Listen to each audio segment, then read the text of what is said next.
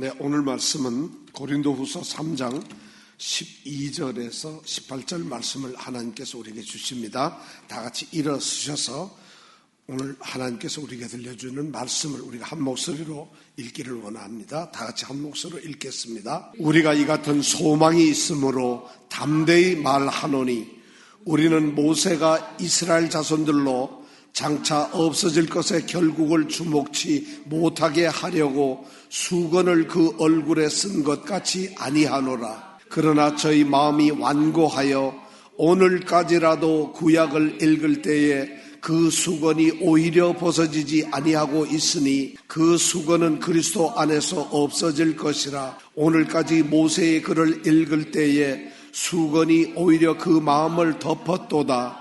그러나 언제든지 주께로 돌아가면 그 수건이 벗어지리라.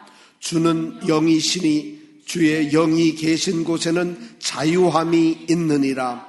우리가 다 수건을 벗은 얼굴로 거울을 보는 것 같이 주의 영광을 보매 저와 같은 형상으로 화하여 영광으로 영광에 이르니 곧 주의 영으로 말미암음이니라. 아멘.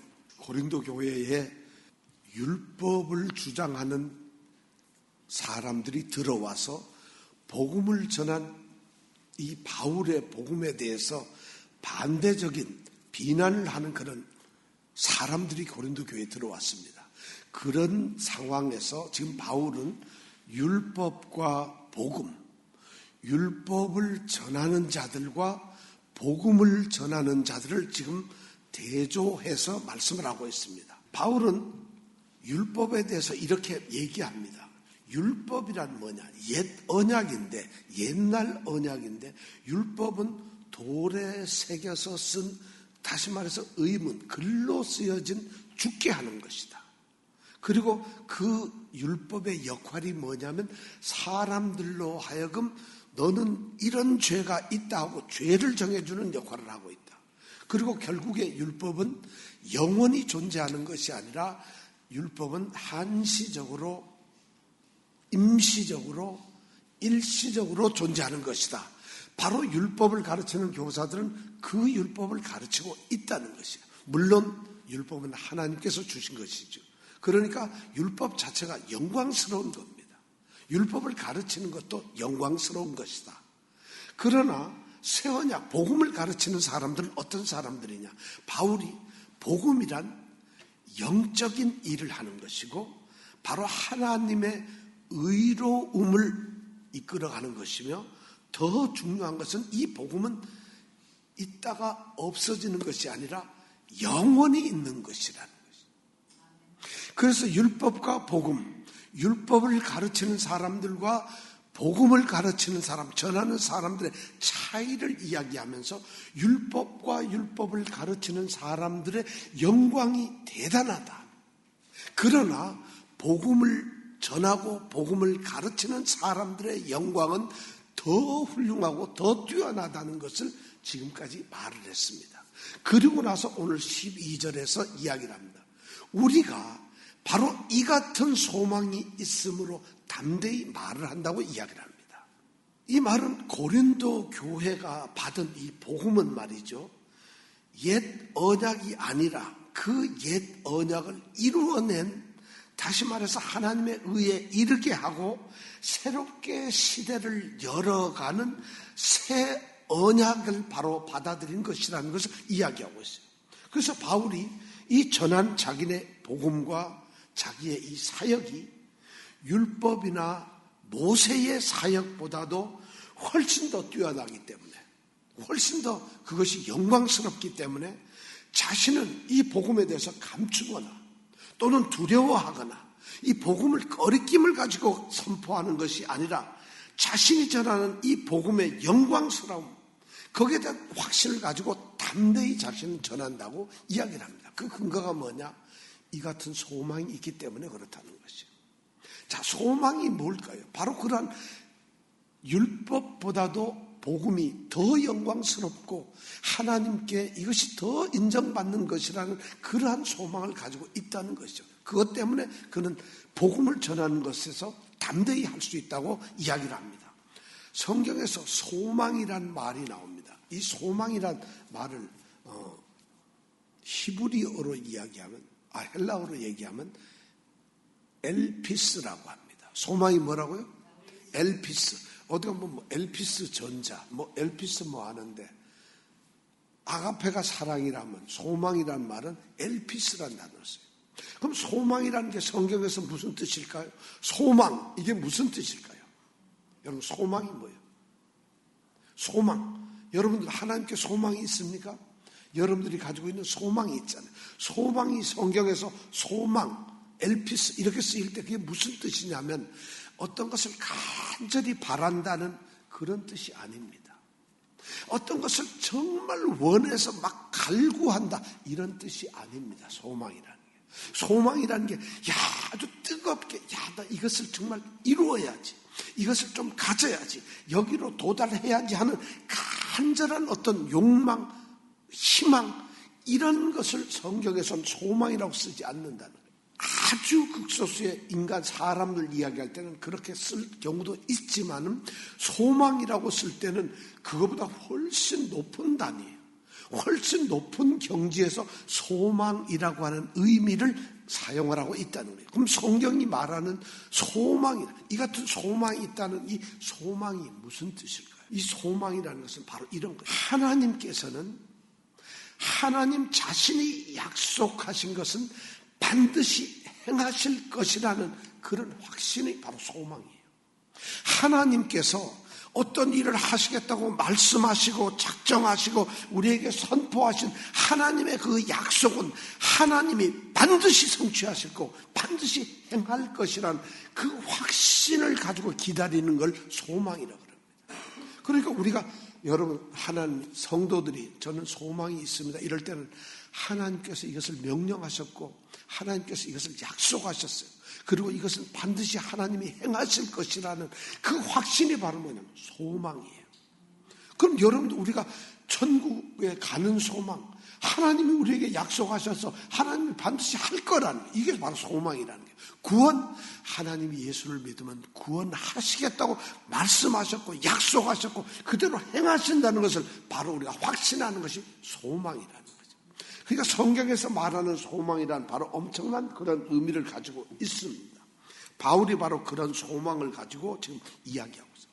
이 소망을 바울은 이 같은 소망이 있으므로 담대히 말한다고 했어요.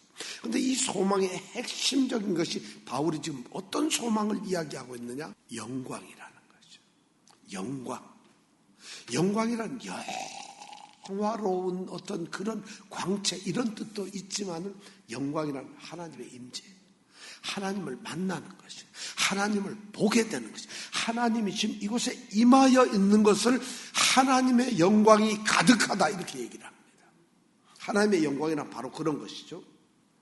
바울은 바로 이 하나님의 영광, 하나님을 만나는 것에 대한 확신을 가지고서 하나님과 만나고 있다는, 자기는 하나님과의 만남의 삶을 살아가는 그 복음을 전하고 있다는 확신을 가지고서 그 소망을 가지고서 담대히 말한다는 거예요.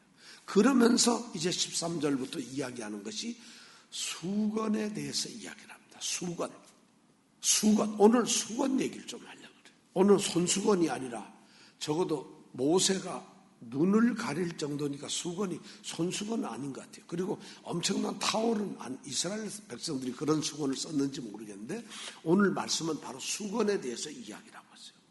13절에 보면 바울은 이 수건이란 말을 상징화하고 있습니다. 14절, 15절, 16절, 17절, 18절까지 전부 다 수건에 이야기를 하고 있는데 이 수건의 의미가 굉장히 상징화되고 어떤 상징적 어떤 표현을 하고 있다는 거죠. 자, 13절에 보면은 한번 같이 읽어볼까요? 시작. 우리는 모세가 이스라엘 자손들로 장차 없어질 것의 결국을 주목치 못하게 하려고 수건을 그 얼굴에 쓴 것 같이 아니하노라. 우리는 그렇게 하지 않는다는 것이죠. 우리는 성도들은 그렇게 하지 않는 것이다. 뭐를 그렇게 하지 않느냐? 바로 모세가 이스라엘 자손들로 장차 없어질 것의 결국을 주목치 못하게 하려고 수건을 그 얼굴에 쓴 것 같이 우리는 안 하겠다는 거예요. 구약을 가르치고 구약을 전하는 이 고린도 교회의 구약의 율법, 구약의 이 율법을 가르치고 옛 언약을 가르치는 그 사람들이 바로 그런 것을 가르치고 있는데 우리는 복음을 가르치고 있다는 것이죠. 자, 장차 없어질 그 결국은 없어지게 될, 임시적으로 있게 될 그 율법을 그들에게 보지 못하게 하려고 눈을 가리었다. 그래서 수건을 썼다는 거예요. 자, 모세의 수건이 여기서 의미하는 바는 뭐냐면 옛 율법을 이야기하고 있는데 율법에 대한 특별한 의미를 지금 이야기하고 있어요. 모세가 수건을 쓴 것은 바로 옛 언약은 이런 것이라는 의미를 상징하고 있어요. 첫째는 뭐냐면 모세가 수건을 쓴 이 율법이라고 하는 것은 실체가 아니라 하나의 이 계시를 나타내는 것이라는 거죠. 율법은 실체가 아니라 예수님에 대한 계시를 알려주는 것이라. 계시를 나타내. 두 번째 이 모세는 이 율법이란 한시적, 영원히 있을 것이 아니라 한시적으로 있는 것이죠. 계시하신 거고 율법은 임시로 시간을 정해서 있는 것이고 무엇보다도 이 율법은 정확하고 명확한 것이 아니라 좀 모호한 것이. 왜냐하면 이것은 장차 오실 그리스도에 대한 그림자이기 때문에 그렇다. 그림자이기 때문에. 그렇기 때문에 모세는 하나님의 영광을 직접 배웠고 이 십계명을 받아들임으로 십계명을 하나님께로 받았어. 그 받을 때 하나님의 영광, 하나님의 그 임재, 하나님의 모습을 직접 보았기 때문에 두려웠어요. 구약에 하나님의 영광을 보는 사람은 죽습니다. 이건 하나님의 말씀이에요. 구약에서 하나님을 만나면 죽어요, 누구든지. 그런데 모세는 십계명을 받으면서 죽질 않았어요. 그리고 오히려 얼굴에 출애굽기 34장에 보면은 모세의 얼굴에 하나님의 빛난 영광이 나타났어요. 그러니까 백성들에게 그것을 가리려고 수건을 썼던 것이에요. 그러니까 모세가 수건을 쓴 정확한 의미가 뭐냐면 모세는 이 십계명을 받으면서 하나님께서 십계명을 주시고 율법을 주신 그 의미를 깨달았어요. 거기에서 뭘 깨달았냐? 구속의 의미를 깨닫고 있었어요. 그래서 구속의 이 의미가 앞으로 구속의 역사를 하나님께서 어떻게 사람들을 구원하시고 이들을 갖다가 죄에서 건져내실까 하는 이 구속의 비밀을 깨달은 모세가 말이죠. 자기의 얼굴에 나타난 영광. 그럼에도 이 영광은 지금 일시적인 거예요. 영원한 것을 받은 것이 아니기 때문에 일시적인 걸 알았어요. 그런데 혹시 이스라엘 백성들이 모세의 그 얼굴을 보고 일시적인 그 영광, 계시적이고 한시적으로 잠깐 보여질 그 영광을 이 사람들이 착각하고 모세는 하나님의 영광을 받았구나 해서 영원한 것으로 혹시 여길까봐 그렇게 하지 못하도록 얼굴에 수건을 썼다는 것이죠. 바울은 지금 모세가 수건을 쓴 것이 바로 하나님의 영광을 가리기 위해서 이것이 자기가 받은 이 영광이 사실은 일시적인 것이라는 것을 알기 때문에 그래서 가렸다고 했어요. 그런데 우리는 그렇게 하지 않는다는 거예요. 왜냐? 바울이 지금 말하는 것은 바울은 지금 자기가 선포하는 복음의 영광은 율법의 모세의 영광과는 다르게 영원한 것이. 그러니까 사람들이 혹시 이것이 일시적인 건가? 이 복음은 아무것도 아닌 건가? 또는 율법처럼 이것도 또 미리 계시적인 건가? 이런 것을 오해를 살 필요가 없어요. 그러니까 그런 것을 두려워할 필요 없이 자신은 담대하게 우리는 말을 한다고 꺼리낌 없이 전한다고 지금 말을 하고 있는 것이죠. 바로 모세가 수건을 쓴 것은 모세는 가리기 위한 것이었지만 우리 성도들은 우리 바울이 전한 복음에 있어서는 이제 하나님의 영광을 가릴 필요가 없어요. 가려서도 안 되고 우리는 하나님의 영광을 직접 보게 되는 사람들이 되었다는 것이에요. 바로 복음의 능력이 그런 거라는 것을 우리에게 말하고 있어요.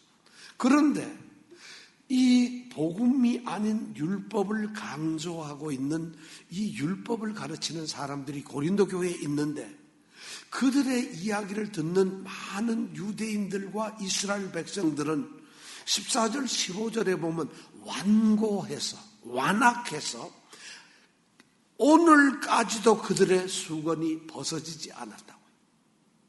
그 수건이 그들의 마음을 덮고 있다고 이야기를 하고 있어요.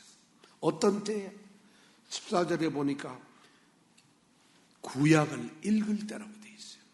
그리고 15절에 보니까 모세의 글을 읽을 때, 모세의 글 구약 성경을 읽을 때, 이것이 바로 율법인데, 이 율법을 읽을 때 그들은 마음의 눈이 가려지고 여전히 수건을 쓴 채로 구약을 읽기 때문에 구약이 의미하는 참 의미와 뜻을 깨닫지 못하고 있다고 바울은 14절, 15절에서 이야기하고 있어요. 바울은 지금 모세가 수건을 쓴 것, 얼굴을 가린 이 수건을 갖다가 그 백성들의 완악함, 우둔함, 완고함을 지금 상징으로 우리에게 얘기를 하고 있습니다. 이스라엘 백성들은 모세가 왜 수건을 썼는지 알지 못해요. 모세는 구속의 비밀을 알고 그들이 일시적인 걸 영원한 것으로 오히려 착각을 하고, 그래서 그들은 그 수건을 가리운 그 뜻을 알지 못하고, 이스라엘 백성들은 모세의 얼굴에 나타난 영광, 그 율법의 영광은 곧 사라질 것이라는 한시적인 것을 깨닫지 못하고 도리어 그것을 율법이란 영원하고 절대적인 것이라고 생각을 했어요. 오늘날도 유대인들, 우리 유대교는 율법에서 수건이 가려진 사람들이에요. 똑같이 그들은 율법을 통해서 율법이 나타내고 있는 하나님의 말씀인 구약이 말하고 있는 그 의미와 목적을 깨닫지 못하고 있다.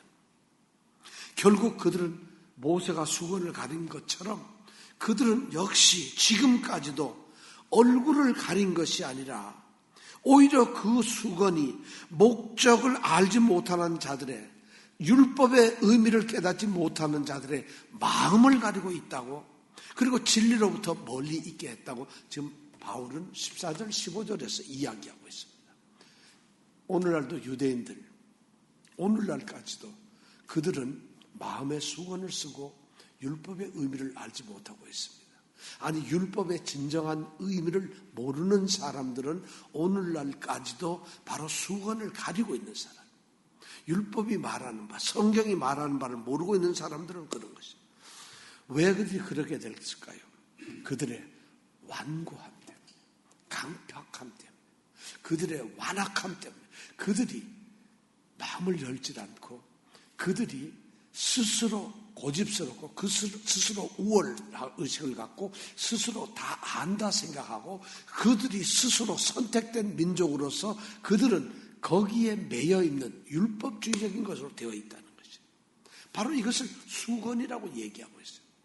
수건이란 말은 칼륨마라고 하는데, 수건이 여기서 의미하는 것은 아마 이런 걸 거예요.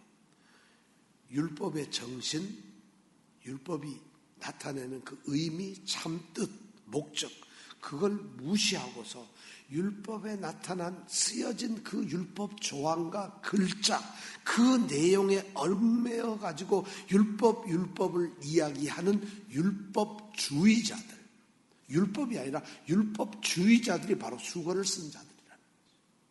또 어떤 자들이냐면 하나님의 율법을 통해서 하나님이 나타내시고자 한 하나님의 뜻이나 하나님이 구원을 하시기 위한 이 구속사의 놀라운 계획을 가지고 있는데 그 계획을 깨닫지 못하는 영적 무지함이 바로 수건이에요.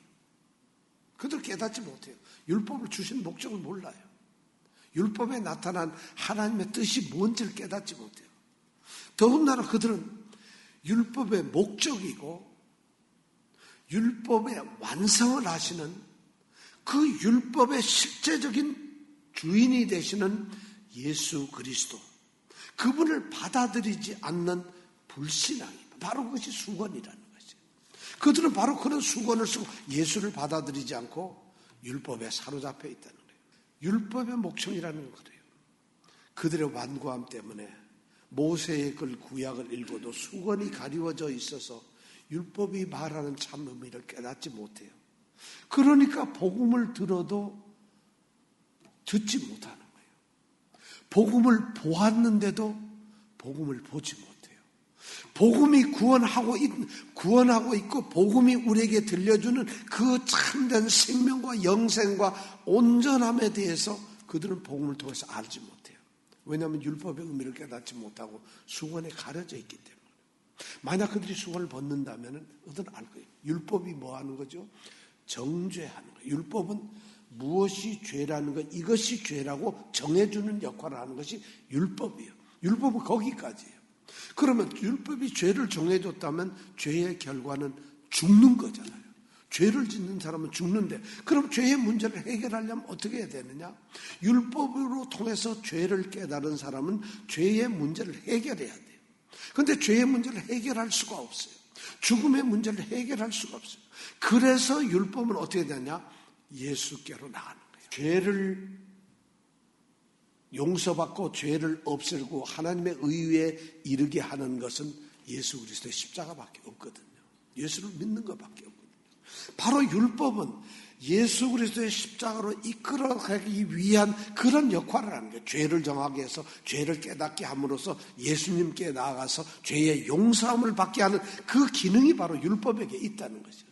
율법은 그런 몽학선생의 일을 하는데 이 사람들은 수건이 가려져서 율법의 참 의미를 몰랐다는 거죠. 그럼 그들은 어떻게 해야 될까? 지금 율법에 사로잡혀 있는 율법주의자들에게, 불신앙자들에게, 영적 무지자들은 그럼 어떻게 해야 될까? 수건을 벗어야 됩니다. 그 수건이 벗어져야 한다는 거죠. 그럼 수건을 벗으려면 어떻게 해야 될까요? 수건을 벗으려면 어떻게 해야 될까요? 16절, 17절에 보면 그 수건을 벗는 이야기를 합니다. 14절에 보면 이렇게 기록이 되어 있어요. 그 수건은 그리스도 안에서 없어질 것이다. 수건이 없어지는 것은 그리스도 안에서 없어지는 거예요. 그리고 16절에는 다시 또 얘기해요. 언제든지 주께로 돌아가면 그 수건이 벗어지리라. 수건을 벗는 방법은 그들의 눈을 가리고 그들의 마음을 가려서 그들이 참된 복음의 진리인 예수 그리스도를 알지 못하는 거, 깨닫지 못하고 영접지 못한다면 그들이 그 수건, 마음의 수건을 걷어내기 위해서는 유일한 방법은 예수께로 가는 수밖에. 이스라엘 백성들은 율법을 통해서 소위 구약이 말하는 율법은 끊임없이 메시아에 대해서, 구원자에 대해서, 그리스도에 대해서 이야기를 하고 있어요. 그런데 그리스도 그 메시아가 바로 예수님이라는 사실을 몰랐어요. 그들이 예수님을 깨닫고 그리고 받아들이고 그들의 완고한 마음을 벌어버리고 그리고 그들의 가로막고 있는, 마음에 가로막고 있는 그들의 그 수건을 벗어 던지게 되면 그럴 때에 비로소 그리스도를 만나게 되는 것이죠. 그리스도의 영광을 보게 되는 것이죠. 놀라운 일이죠. 그러니까 우리가 구약을 읽을 때 그리스도를 통해서 마음의 수건을 벗어내지 않으면 구약의 의미를 몰라요. 이 얘기는 뭐냐면 모든 성경 말씀을 읽을 때는, 모든 성경을 읽을 때는 예수 그리스도의 중심으로 성경을 읽어야 된다는 것이에요. 성경에 대한 참된 의미, 성경이 말하고 있는 그 목적, 성경이 무슨 이야기를 하고 있는가, 성경을 온전히 깨닫고 성경을 바로 알려면 그 성경을 읽을 때 그리스도, 예수를 중심으로 놓고 읽어야 된다는 것이에요. 성경은 왜냐하면 예수 그리스도에 대한 이야기를 하고 있어요. 구약이란 예수 그리스도의 오심을 약속한 것이 옛 구약이에요. 신약이란 예수님께서 다시 오실 것을 약속한 것이 새로운 약속, 신약이에요. 옛 약속, 새로운 약속은 바로 예수 그리스도를 중심으로 하고 있다는 것이죠. 그럼 구약을 읽을 때 예수님을 빼고 읽으면 구약을 읽는 것이 안 돼요. 신약을 읽을 때 다시 예수님을 빼버리고 읽으면 역시 신약도 아무것도 안 됩니다. 왜냐하면 옛 약속과 새 약속의 중심의 주인은 바로 예수 그리스도이기 때문에. 그분이 오실 것을 약속하셨고 다시 오실 것을 약속하신 것이 바로 성경 말씀이기 때문에. 그러면 우리가 예수님께로 돌아가고 주님께로 돌아가면 우리의 수건이 과연 어떻게 벗겨질까? 예수님께로 가면 벗겨질까? 17절에 보면 이렇게 말씀을 하고 있어요. 17절 한번 읽어볼까요? 시작. 주는 영이시니 주의 영이 계신 곳에는 자유함이 있느니라. 주 예수 그리스도가 영이라는 것이에요. 그런데 놀랍게도 주 하나님도 영이시라는 거예요. 하나님도 영이시고 예수 그리스도도 영이시라는 거예요. 주는 영이시라는 거예요. 여기서 주는 구약의 하나님, 신약의 예수님 모두를 가르치는 삼위 하나님을 말하는 거예요. 하나님은 영이시라는 것이에요. 그래서 율법을 비롯한 모든 성경은 우리가 읽을 때에 주님께서, 그리스도께서 성령을 불어넣어 주셔야만 비로소 우리는 성경을 알게 되고, 그리고 우리의 영혼이 살아나고 말씀을 통해서 우리는 생명을 얻게 된다는 것이에요. 그래서 주는 영이시라고 하는 것이에요. 생명을 얻는 것, 자유함을 얻는 것, 그리고 우리가 진정한 영원함을 얻게 되는 것, 주님의 영광을 보게 되는 것, 그것은 바로 성령을 통해서만 가능하다는 것이고, 그 성령을 주님께서 보내주셨다는 것이에요. 그래서 성령이 우리에게 들어올 때 비로소 우리는 안다는 것이에요. 그래서 주의 영이 있을 때에 우리는 비로소 주의 영이 계신 곳에는 뭐가 있다고요? 자유함이 있다는 거예요. 자유함이 있어요. 성령이 없이는 우리는 자유함이 없어요. 우리는 지금 자유가 있는데 무슨 또 자유가 있느냐? 천만에 그렇지가 않아요. 갈라디아서 4장에 보면은 옛 언약과 새 언약의 이야기를 하고 있어요. 갈라디아서 4장 24절에서 31절에 보면 옛 언약의 지배 아래 있는 사람을 종의 자녀라고 하고, 옛 언약 속에서 복음을 받아들이고 그리스도 안에 있지 않는 자들은 종의 자녀라고 얘기를 하고 있어요. 그리고 새 언약의 지배 아래 있는 사람을 자유자의 자녀라고 표현을 하고 있습니다. 바로 우리는 자유자의 자녀고 우리는 새 언약의 사람들이에요. 그렇다면 우리는 자유함을 얻었어요. 주의 성령이 계신 곳에 자유함이 있기 때문에 성령께서 우리에게 오셨다면 우리는 자유함이 있다는 것이에요. 어떤 자유일까요? 바로 율법 지배 아래 있을 때, 그 옛날 언약 속에 있을 때에는 바로 율법의 지배 아래 있었는데, 율법은 죄를 정함으로 인해서 죄를 정해주는 것인데 그 죄로부터 우리는 자유하게 되었다는 것이에요. 그 다음에 율법이 죄를 정하면 죄의 결과가 뭐냐? 죽음인데 우리는 죽음으로부터 자유하게 되었다는 것이에요. 율법이 죄를 정하면 죄 가운데서 죽게 되는 삶을 살아가는데 죄와 죽음을 지배하는 악한 세력으로부터 우리는 자유함을 얻었다는 것이에요. 바로 주의 영은, 성령께서는 우리 속에 계셔서 자유함을 온전하게 주게 됐다. 성도들이 바로 그런 존재라는 것이에요. 바울이 지금 그런 얘기를 하고 있어요. 바울은 고린도에 있는 성도들은 옛 언약에 있는, 지배 아래 있는 옛 언약 율법의 사람들이 아니라는 것이에요. 그러니까 율법의 가르침을 받아서는 안 되는 사람들이라는 거예요. 왜냐? 그들은 새 언약 아래서 성도가 된 사람들이기 때문에 그렇습니다. 그래서 바울은 그런 사람들을 지금 18절에서 이렇게 말을 하고 있습니다. 우리 18절 한번 다 같이 읽어볼까요? 시작. 우리가 다 수건을 벗은 얼굴로 거울을 보는 것 같이 주의 영광을 보매 저와 같은 형상으로 화하여 영광으로 영광에 이르니 곧 주의 영으로 말미암으니라. 새 언약 아래에 있는 사람들, 새 언약으로 새롭게 된 사람들, 성도들은 영광스러운 존재입니다. 옛날 율법 시대에는 오직 한 사람, 모세만이 수건을 가리지 않은 얼굴로 하나님의 영광을 볼 수 있었습니다. 다른 사람들은 이 하나님의 영광을, 하나님의 모습을, 하나님을 만나면 죽었어요. 그런데 모세는 많이 수건 없이도 하나님을 만날 수 있어요.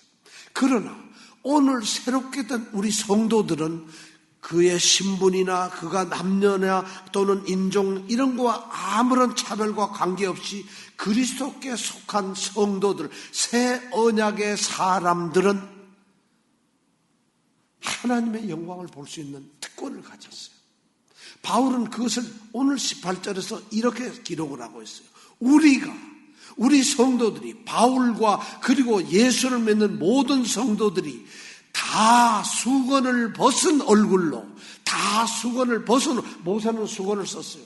이스라엘 백성들, 유대인들은 수건을 마음에 덮고 있어요. 그러나 우리는 다 수건을 벗은 얼굴로 거울을 보는 것 같이 무엇을 보죠? 주의 영광을 보는 거예요. 주님의 영광을 보는 거예요. 주님의 영광을 보는 자들이 바로 누구냐? 우리 성도들이라는 거죠. 옛 언약에서는 모세 혼자만 하나님의 영광을 볼 수 있었어요. 그런데 신약에 와서 새 언약의 사람들은 주의 영광을 모든 사람들이 볼 수 있어요. 우리가 다 수건을 벗은 얼굴로 주의 영광을 볼 수 있었어요. 자, 그리고 이것이 바로 성도의 특권이 됐어요. 오늘날에는 우리가 다 주님을 만나게 되고 주님을 영접하게 되고 주님이 내 안에 계시고 내가 주님 안에 계시고 주님과 동행하고 주님이 나를 위해서 함께 동행하시면서 일하시고 내가 주님과 안에서 더불어 살아가는 주님을 보게 되는 이것이 바로 가능하게 되었다. 성령 때문에 가능하게 됐다는 것이죠. 이것이 바로 새로운 성도의 모습이에요. 다 수건을 벗은 얼굴로 주님의 영광을 볼 수 있게 되었다는 거예요. 그런 자들이 바로 성도들이라는 것이에요. 그런데 바로 이렇게 볼 수 있는 성도들이 되어서 그럼 성도들이란 그렇게 주님의 영광만 보면 되는 것이냐? 영광을 보는 목적이 있을 거예요. 오늘 성경 말씀에 보니까 이렇게 됐어요. 우리 주의 영광을 보는 성도들은 그리스도를 닮은 모습으로 변화된다는 것이죠. 거기서 성경에서는 이렇게 기록했어요. 저와 같은 형상으로 화한, 저와 같은, 주님과 같은 형상으로 변화된다는 것이에요. 그렇게 18절에 기록하고 있죠. 우리가 다 수건을 벗은 얼굴로 주의 영광을 보고서 우리는 살고 있어요. 그런 성도들인데 그렇게 보면서 우리는 어떻게 되느냐? 저와 같은 그리스도, 주님과 같은 형상으로 변화되게 돼 있다는 거예요. 우리가 성도들의 최종적인 목적이 뭐냐? 그리스도의 형상화되는 거예요. 그리스도의 모습을 닮아가는 것이에요. 그리스도의 모습으로 우리가 변화되는 것이에요. 그러니까 고린도에 있는 성도들은 율법의 가르침에 얽매여져서는 안 되고 주의 성령이 너희들에게 임하게 되면 자유함을 얻어서 이제 그들이 마음에 가려진 수건 없이 그리스도를 영접한 자들이니까 너희들이 해야 될 목적이 뭐냐? 주님의 형상을 닮아가는 것이라. 저의 영광을 닮아가는 것이라. 어떻게? 그 다음 말씀을 보니까 저와 같은 형상으로 화하여 그 다음에 뭐라고 되어 있죠? 영광으로 영광에 이른다는 것이죠. 영광에서 영광을 보고 또 그 다음 영광을 보고 또 주님의 영광을 보고 또 주님의 영광을 본다. 날마다 점진적으로 계속해서 우리는 주님의 영광을 보고 그리스도의 형상으로 변화되는 것이 어느 날 갑자기 짠 하고 그리스도의 형상으로 바뀌는 것이 아니라 조금씩 점진적으로 그리스도를 닮아가는 것이.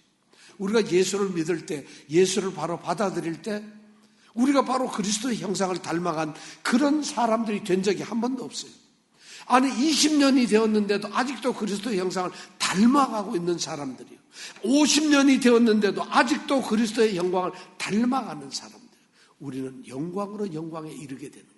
점진적으로 서서히, 그러니까 끊임없이 우리는 그리스도를 닮아가는 사람들. 그래서 그리스도 저와 같은 형상으로 바뀔 때까지 우리가 그렇게 달라가는 것이. 이것이 우리의 목적이에요. 이것이 어떻게 가능할까요? 바울은 마지막 끝에다가 곧 주의 영으로 말미암는다는 것이죠. 주님의 성령으로만이 이것이 가능하다는 것이죠. 우리에게 성령이 주어졌어요. 주님께서는 하늘에 가시면서 올라가시고 하나님께로 돌아가시면서 대신 우리에게 성령을 보내주셨어요. 성령이 바로 우리 안에 있다는 거죠. 그렇기 때문에 성령이 있기 때문에 우리는 수건 없이 주님의 영광을 볼 수가 있게 되고 하나님과 주님과 동행을 할 수 있게 됐어요.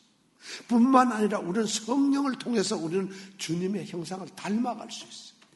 뿐만 아니라 성령을 통해서 우리는 날마다 조금씩 주님을 닮아가는 것이에요. 주님께서 다 하시질 않아요.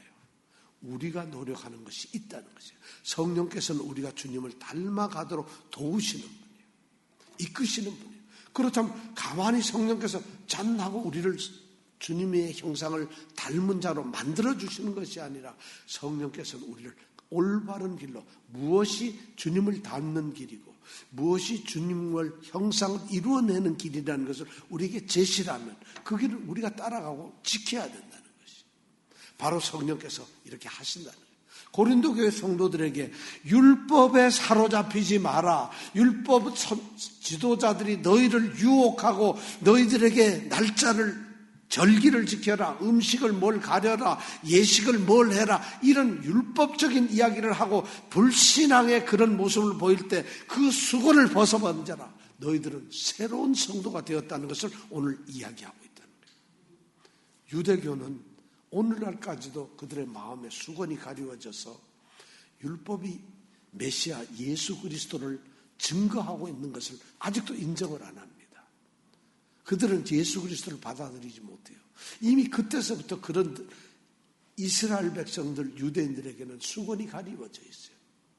그런데 우리는 선택받지 아니한 백성임에도 불구하고 예수 그리스도를 통해서 수건이 거쳐진 선택된 자들이라는 것이.